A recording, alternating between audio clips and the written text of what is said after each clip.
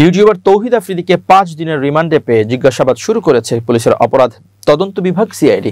জিজ্ঞাসাবাদে তার ছাত্র জনতার অভ্যুত্থান বিরোধী কর্মকাণ্ড সহ গুরুত্ব পাচ্ছে নানা অপকর্মের অভিযোগ। রোববার রাতে বরিশাল থেকে তাকে গ্রেপ্তারের পর প্রতারণা, নির্যাতন, জিম্মি ও আর্থিক অপরাধের মতো নানা অভিযোগ সামনে আসতে শুরু করে। সিআইডির কর্মকর্তারা জানিয়েছেন, জুলাই আন্দোলনে স্বৈরাচারের পক্ষ নিয়ে তিনি সেলিব্রিটি ও অন্যান্য কন্টেন্ট ক্রিয়েটরদের দিয়ে আন্দোলন বন্ধের জন্য পরিচিত করেন। যারা তার সঙ্গে দ্বিমত পোষণ করেছে তাদের বিভিন্ন হুমকি ও ভয়ভীতি দেখিয়েছেন। তার বিরুদ্ধে সম্প্রতি সামাজিক যোগাযোগ মাধ্যমে নানা অভিযোগও উঠছে। অনেকেই তৌহিদ আফ্রিদির নির্যাতনের বর্ণনাও দিয়েছেন। আওয়ামী লীগের প্রভাবশালী নেতাদের সঙ্গে সখ্য করে কামিয়েছেন বিপুল অঙ্কের টাকা।